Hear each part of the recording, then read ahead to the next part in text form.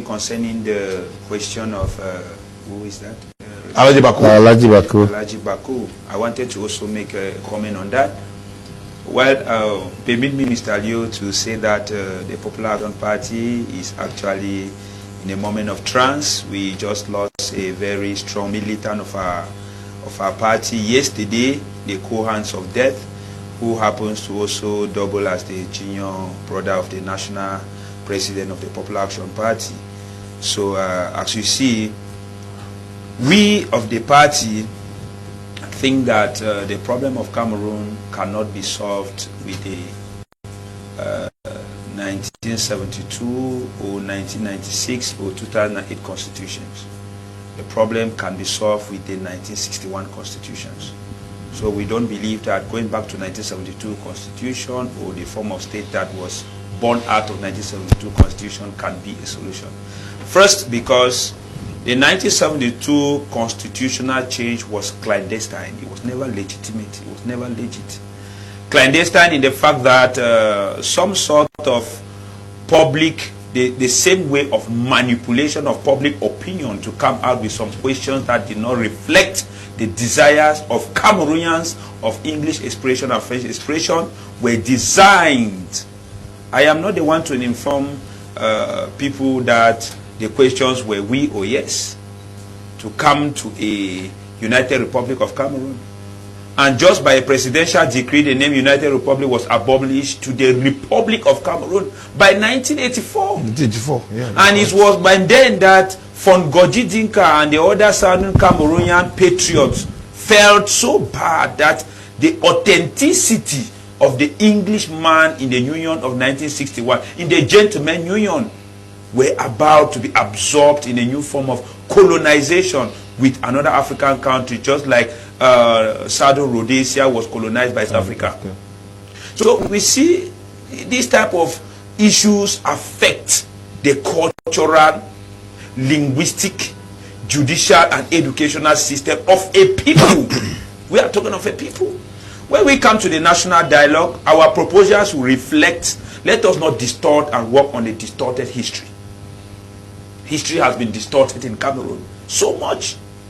When Omiobe and the other French patriots were fighting for reunification before independence, the pro-independent leaders of French Cameroon, in collaboration with France, which is a country that has also helped to the situation where we are today, did not want.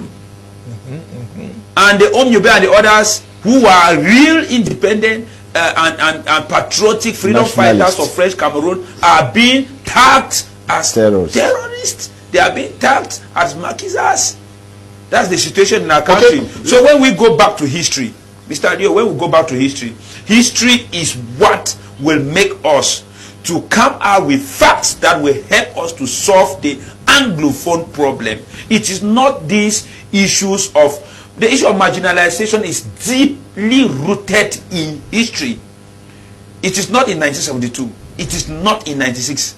It is not in 91. It's not in 2008.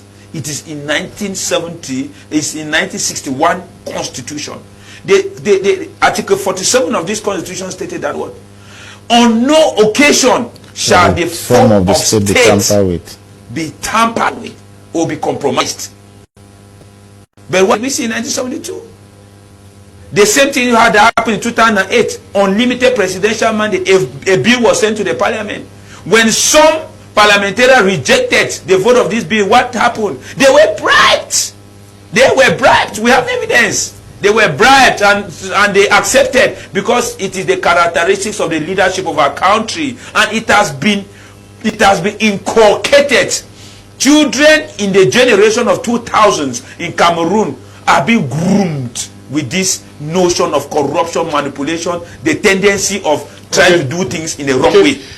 Fabrice, let's move over to our machines to find out the reactions of delegates who are taking part in the national dialogue. My media prime was there today and caught up with some of the delegates. Today we are at it, we are on it.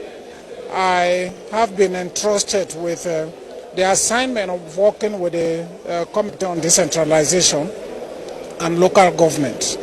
The debates have been very exciting but challenging. We have had to deal with topical issues that center around the concerns of the average English-speaking citizen of this country.